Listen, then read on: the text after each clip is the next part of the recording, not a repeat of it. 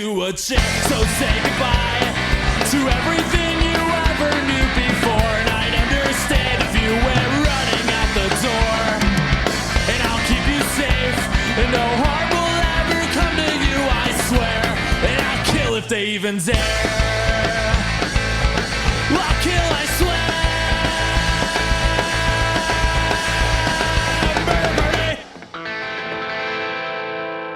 Happy holidays.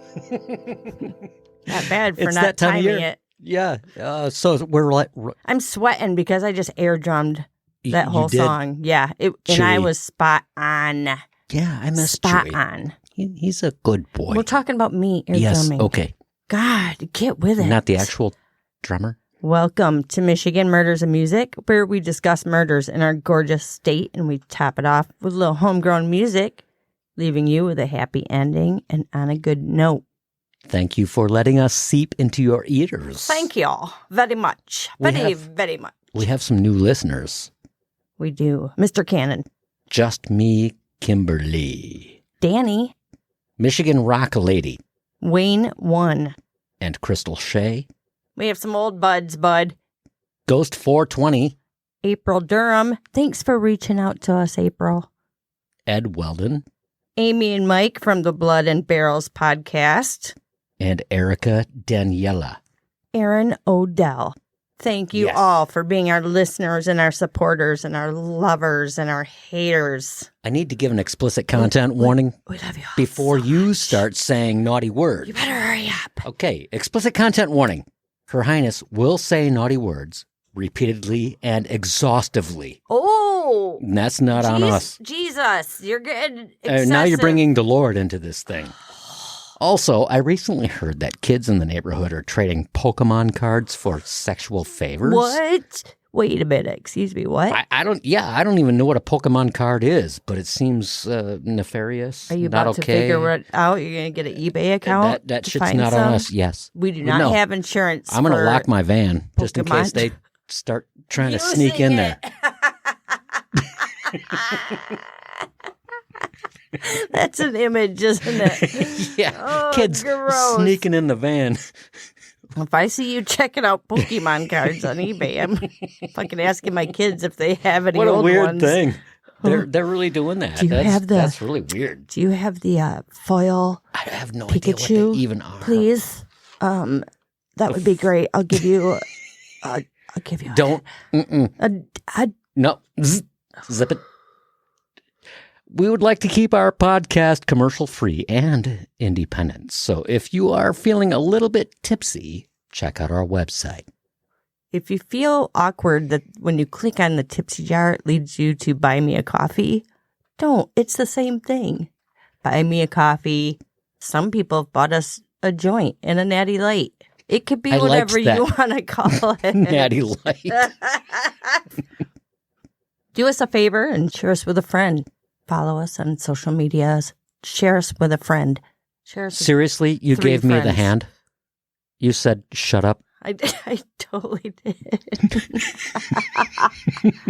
Not supposed to bring that up on podcasts. We're supposed to be perfectly happy and Oh, we are. so sweet Mhm. to each other all the time. Talk to the hand. This week we are featuring Earth Radio. Oh my God, these guys Holy are hell. awesome. I had no idea. Jesus, and they're right from Grand Rapids here. Well, Like, I don't know who they're- knows where they They're live. based in Grand Rapids. I think they're kind of from everywhere from what I read. Okay. Boot, throw up your hand. Oh, here it is. Gross Gross why point. is your pinky sticking out so far today? Because I have arthritis and I have weird I things think there's going different on. reasons. We're going to Grosse Point, Michigan today, That's folks. because it's Traverse City up here, and we've got. Oh, it's a the- peninsular pinky? Yes. Peninsular pinky. Grosse Point over here near Detroit. They can't really call themselves Detroit, but Fuck no, because they everybody- have way too much goddamn money to be calling themselves Detroiters. Okay, that's like, no, that's just not allowed. But Absolutely not. people in surrounding areas, because it's easy, you say, "Yeah, I'm from No, I get that Detroit." with Grand Rapids Mhm. because it's Grand Rapids, but you can't do that down in Detroit. Also, I have to give Detroit like the biggest shout out, and not just for the Detroit Lions. Their crime numbers are lower than they've been in fucking years. So as much shit as I give Detroit for being the crotch of our state, they're bringing the crime down, bro, and that's fucking cool. All right. Good job, Detroit. Yeah. All right, Detroit. You need to bolster your numbers. God damn it. Get that shit back up. How am I supposed to do just a Detroit, Michigan music and murders side podcast? Are you ready, Leonardus? I am ready. Are you ready? I like your shirt. It You says, bought that for me. Make Orwell fiction again. I happen to be a big fan of George Orwell. We're talking about Robert Bashara, MDOC, number 666. Which is not true. Date of birth, 12/12/1957. Which is true. Date of death, 8/17/2020. Which is also true. He resides in hell. Unresearched.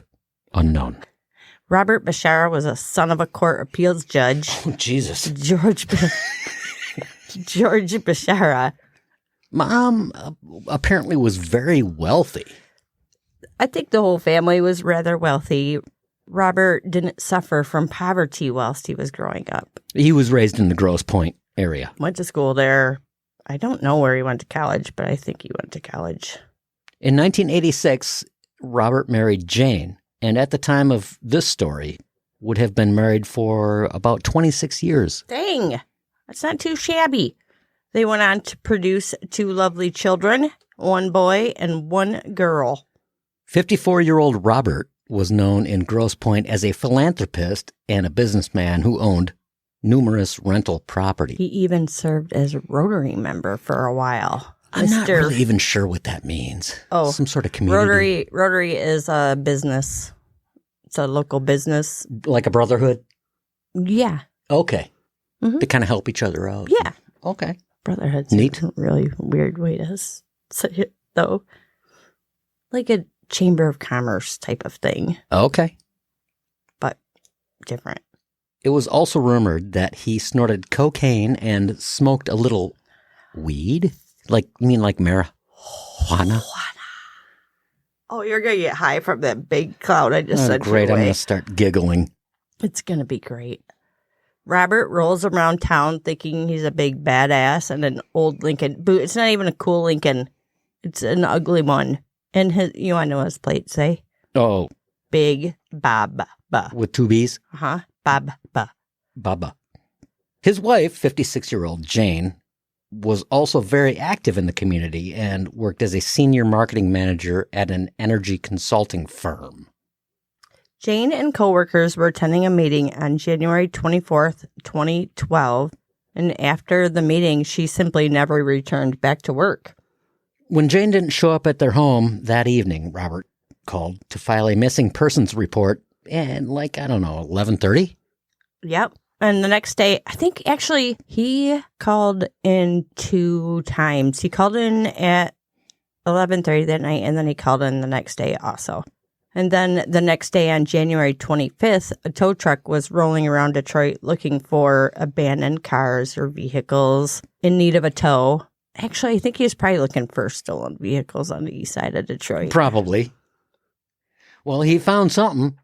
This man discovered a Mercedes-Benz on Annot Street near the rear of the alley. Hey, easy with the rear. Good sign of a stolen vehicle. I mean, you don't really find those kind of cars on the east side of Detroit, from what I understand. Unfortunately, he didn't find a stolen Beamer. That's Benz. What do I know? It's not a Tesla. That's all I know. It's not a Tesla. That's okay. What the fuck does it matter? It's okay to be stupid. Rather, he found Jane. Oh, he didn't find a stolen car. He found Jane Bashara, deceased, in the back seat. Dead. In the back seat of her own car. Of her own Mercedes-Benz. Not a Tesla. And also not a Beamer. The news channels were on the story from the start because it was a rich family and prominent in their little villagey area. There's so many videos for the short amount of time that this murder situation took place. And there's a lot of fucking videos out on it. It's kind of nuts out. And I think it's literally just because they're rich.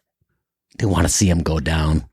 There are a few videos where Robert is so upset about his wife. At one point, he brings his mom and his son out, and they're standing there, and they're just saying how heartbroken they are that Jane has been found deceased, and woe is me. Detroit PD and Michigan State Police were brought in to investigate the situation, as they already knew there was a missing persons report. The investigation into James' death had begun.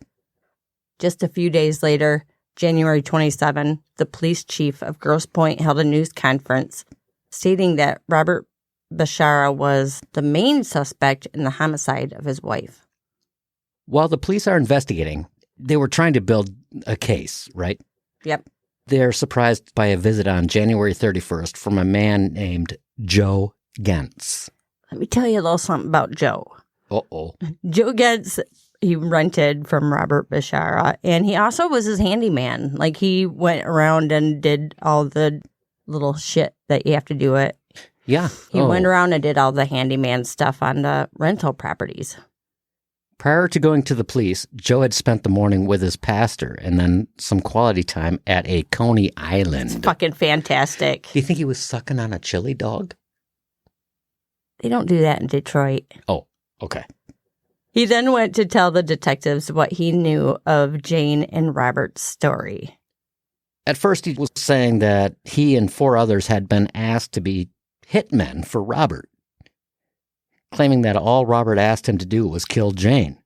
Easy enough, right? Right. Maybe hoping they would just look into Robert for the murder. Yeah, so it's kind of crazy. He's in there trying to do the right thing, but you can see that this is going to go south real quick. Like, it's kind of nuts because what did he think was going to happen? Right. Like, he was going to go in there and say this. Because he thinks he's smarter than everyone else. Say, bye, Joe. We're going to go check out Robert now. Hell no. They're going to drill the fuck out of you God. to see what you know, Joe. Officers and Joe started getting a little heated during this conversation. Joe eventually says that he was basically threatened by Robert and that if he didn't do it, he was going to be a dead man himself. Then he went on to tell detectives what happened that night. The two of them waited in the garage until Jane came home, and then they killed her. Just that easy. It's so crazy. He stated that Robert had pulled a gun out and pointed at him and told him to do it. Then Joe told some gruesome details about the murder and what actually happened. He claimed that Robert had paid him $8,000. There are places that say $2,000, but in the interrogation he says $8,000, plus an old Cadillac to take care of his wife. You know what that reminds me of? What? What my dad sold his car for. Bought it for? Or bought it for. Yeah, $8 and 2 jars of Grandma's mustard pickles. It was a Model A. The best story I've ever heard in my life from my father, and he has a lot of stories. He then confesses to helping Robert dispose of Jane's body after the fact, which means they had to take her car, drive it to the east side of Detroit, and then someone had to follow him, Robert, and pick him up so they could leave that car abandoned in that alley, right? Yeah. Ugh. Joe didn't have the best history, by all means. It wasn't anything that he could help. No.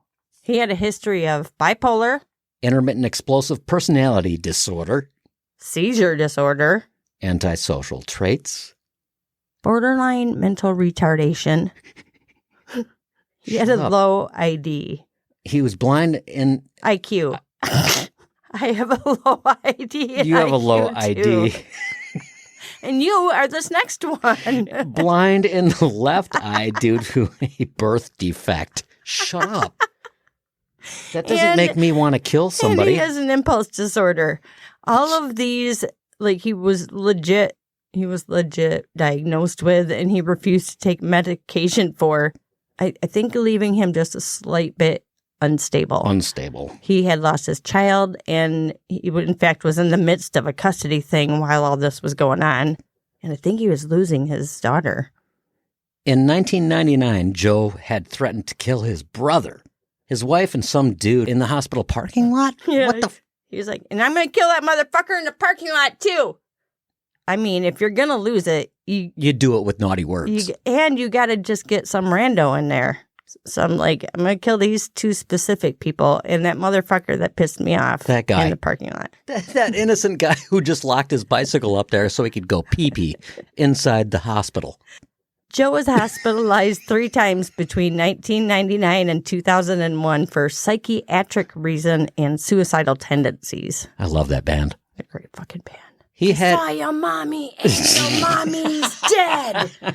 I saw her lying in a pool of red. You get locked up for that, apparently. God damn, we got to listen to them after this. He had a few domestic violence situations. Nah, he did not have parental rights of his daughter. I think we told you that. He was not allowed to visit his child alone, and he had to have supervision. Ugh. Anyways, after Joe walked into the police department trying to rat out Robert, they held him for 72 hours. And while they have his confession, I guess they can't arrest him because of evidence or lack of evidence. I'm not sure how that works. I don't fucking know. After Joe confesses the story, they believe him.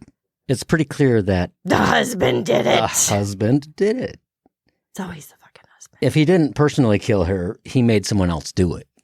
Robert's background is then extensively searched. Big Bob, with 2 B's, is a sadomasochist. What is a sadomasochist? I'm not sure. Well, Google says a sadomasochist is someone who enjoys both sadism and masochism, which are the acts of inflicting or receiving pain or humiliation for sexual gratification. Google said that. Yeah, out loud. Jesus. They discovered his dungeon of a Bob Doom in the basement of the restaurant that he owned. Ironically, the restaurant's called the Hard Luck Lounge. Hard. So, yeah, down in that basement, I saw some video, kind of like the Kilt Guy's basement. Why didn't you show me? Because I do the research and you fuck off and don't do anything. I could make one of those in our basement. It's okay. It's all right. It had some kinky stuff down there in the Hard Luck Lounge. We learned that among numerous women, his current mistress of choice is a lady named Rachel Gillette, and he was with her for 3 years. But he was like promising Rachel the whole time that he was in the midst of divorce and they were going to buy a house together. In the meantime, they're putting really big things in each other's bottoms and doing in the Hard Luck Lounge basement things. In the bobs. Oh, not icky, just normal. Not icky. Mm-mm. Only icky to us. Everybody does it. Starting to learn. Her home ends up being raided in search for any evidence connected to Jane's murder. While they claimed that she was not a person of interest, they were seen leaving with several boxes of evidence. They took out all the butt plugs and dildos, all the gigantic things. I wonder if they stuck to the table. Probably. Had a bald man's head. Robert is brought in for an interview, and I must say he held himself together quite well. I personally wouldn't have known that he had something to do with this. He did throw Jane under the bus by telling them that she smoked weed. Bro. Like marijuana, indicating that maybe that was why she was on the east side of Detroit. Like, that's the only place a white girl's going to get marijuana. He's such a dick. You know what his exact words were? What? His exact words were, I don't want to narc on my poor wife, but she did smoke marijuana. Fuck you, Robert. You just narked on your wife, and it's only marijuana. And you know damn straight well she didn't have to go to the east side of Detroit to get her goddamn weed. Right. Because that's the only place you can get illicit drugs. Yeah, of course it is. God, where do you think I disappear to once a week? Robert gave his DNA to them, and he took a polygraph. He failed the polygraph. Of course he did. The Bashara's home was searched twice, I believe. Electronics were taken, and they also found 3 blood spots in the garage. The next day, detectives released to the media that Robert isn't just a suspect, he's the only person of interest. Oh. Meanwhile, Joe is needed at a custody hearing, and while he is there, he's hearing rumors and whispers there's plans that he's going to be arrested. Instead of letting them come in for him, Joe went to the police station and turned himself in. Good job, Joe. Joe was charged with first-degree murder and conspiracy to commit murder. So after Joe was charged with murder, he became Michigan Department of Corrections number 863291. He currently resides at Central Michigan Correctional Facility. In December, Joe pled guilty. Okay, Joe's in jail. Robert had already paid someone to unalive his wife, Joe. And now it's June, and he's trying to find someone who will murder Joe while he's in jail. That's To shut him up. Unfucking believable. This is great. One guy went to the cops with Robert's hit deal, ratting him out. He went on to wear a wire and then helped get Robert That's busted. fucking fantastic. Hell yeah. That's why you don't ask people stupid shit. Hey, I want you to kill hey, someone. will you kill my wife? Psst. Will you kill my wife? Oh, yeah, I got you, bro. Sure. On my 22s down to the cops. In June 2012, Bashara was charged. Bob, was charged with 2 or 3 Bs. with 8 Bs, solicitation of murder. In October of 2012, Robert pled guilty as charged to solicitation to murder Joseph Gentz at a pretrial hearing before Judge Bruce U. Morrow. When the medical examiner returned with the cause of death being strangulation, noting that the windpipe was broken, her fingernails were torn and broken, she had bruises everywhere, Joe's blood was under her fingernails, and the fact that her body had been moved after she was strangulated led to more charges for Big Bob. Big Boob, he was charged with first-degree murder, Conspiracy to commit first-degree murder, solicitation to commit murder, subordination of perjury during a capital trial, witness intimidation. and obstruction of justice. This investigation took just over a year. The blood in the garage came back, being Jane and Robert's, placing him there. A tech dude found 472 calls from Robert to Joe during the month of the murder. Dude, I don't call anybody that much. Jesus. I might text you that much, but I'm sure as fuck not. I can guarantee I did not call you that much, and you're my husband. Uh-huh. On the morning of the murder, Robert called Joe 20 times. It doesn't mean anything. Maybe he had a pipe leak in one of his sleazy In his rental little places. Rental places, yeah. Or had just needed a good flogging in the basement of his restaurant. Flogging. I can't get a proper flogging. I've tried I just can't get it anywhere. I've gone to the rest areas. People The parking told rides. me that it happened there, and it doesn't. The mistress of 3 years testified against him, as did another lady who was asked to have a 3-way with them. Yeah, she was like, I don't think that kind of stuff is for me. In the court of law and talk about her sex life. How awful is that? Robert did claim that Jane was aware of his sexual lifestyle. There were around 300 witnesses and approximately 5,000 pages of documents for the case. It's insane. The investigation led them to Iowa, Illinois, Florida, Kentucky, Oregon, and Texas. I think because of online activity. Oh, okay. I get it. I couldn't imagine them driving that far for, I know a good how beating. much it must cost for. You Because of this, you went a whole different way with it. 15 agents. I thought you were like, I couldn't imagine the police driving that far. I'm like, I know, it must have cost the agency a ton of money for them to do that. Because of this, 15 agencies helped bust Robert Boob Bashara for the murder of his wife, Jane. The trial would take 12 weeks with Judge Vonda Evans ruling her court. Oh my God. Judge Evans was so amazing to the BDSM community. I don't understand this. Well, at the beginning of court, she stated that Robert Bashara turned the rules of the community around to fit his own needs. Oh, like saying that they're just out to kill each other and stuff? No, And utilize each other for killings? that's what Robert did, but that's not what the BDSM community Right, is about. right. So Okay. she He was turned like, it around. yeah, she was like, you guys are getting a bad name because of this fucking asshole. because maybe she's into BDSM herself. I don't know. But it was really cool of Do your her own to thing, say people. that, to actually address that up front before court even started. I thought it was cool. On December 10th, 2014, Robert was found guilty of Conspiracy to commit homicide, premeditated, first degree.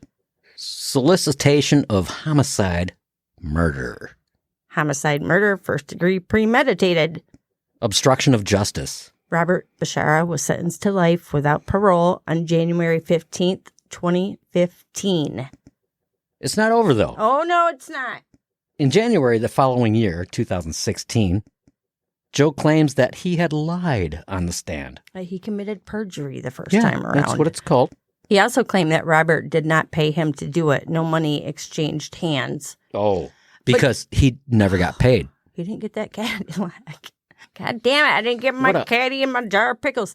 But the stupid thing is, so this all goes back to court, and fucking Joe gets up there and then recants again. So he's saying that he committed perjury, right? You're right. So they get back in court, and then he gets up there and they start asking him questions. He's like, no, I didn't say I committed perjury.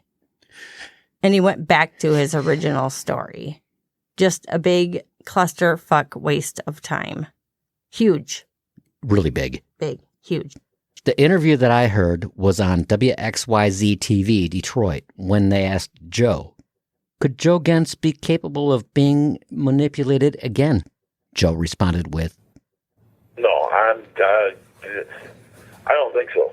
Should I play that again for you? yes. No, I don't think so. Sounds like a cartoon character. Like one of the... Also, can we just talk about WXYZ TV for a minute? Sure. Fucking great. WXYZ. That's perfect. Great it doesn't call letters. get any better than that. And if you go on their website, you'll see a ton of videos. Oh, so sadly, Robert began having health problems in July of 2020, and he was hospitalized that month for a minute. On August 18th, 2020, Jane's family was finally set free of their torture. Robert Boob Bashara died at the ripe age of 62. His freaking attorney, Lillian Diallo, stated in reply to Robert's death, "May his soul rest in peace. He had a tortured existence the last few years of life, and hopefully he will be accepted into the arms of the Lord." More torture. Yeah, no, it doesn't work. Ma'am, I doesn't know work that you're way. probably just supposed to say things like that, but it doesn't work that way. Oh, Big Boobs spent only 8 years He in did have prison. big boobs, too. Yeah, because he's He had fat. man boobs. He's not Big really boob. fat, but he's fat fucking head. Rotten hell. He only spent 8 years for murdering his wife and trying to hire numerous people to murder his wife. And Joe, poor Joe, who, if you guys, the news seriously suckered in on the low IQ thing. Like every single video is like, he's got a low IQ. Excuse me. Oh, Nice. thank you for pulling my finger. Not a problem. You put it right in my face. I kind of had to. So that's the story of Master Bob. Yeah, rotten hell. Let's put him in the basement of the restaurant. That'd be really cool. Yeah, and then keep them frozen just enough so you can keep going and doing your thing on them. Twisting his nipples. Yeah. All that stuff. Once again, we are featuring Earth Radio, great band based in Grand Rapids. Earth Radio is a unique collective of musicians based in Grand Rapids, Michigan, that are pushing the boundaries of neo-soul to a new level. The current members of Earth Radio are Justin Avdek, Hannah Lane, Dutcher Snedeker, and Madison George. If we've mispronounced any of your names, it's I'm a sorry. sincere apology. Sincere. Boot, what's the song name? It's called High Water. So fucking good. Yes. Go to really good. Bandcamp, buy their merch, go to YouTube, follow them, do all the things. People do all the things for this band. Inhale.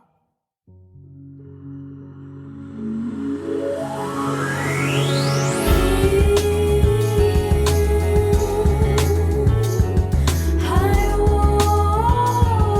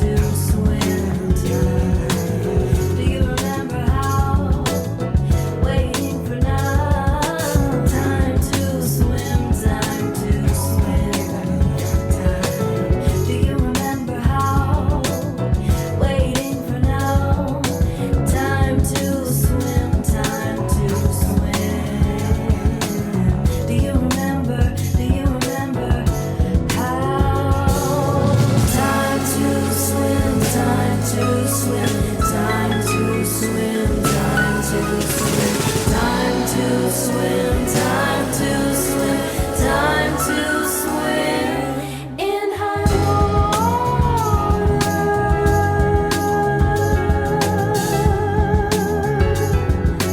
What are you waiting for?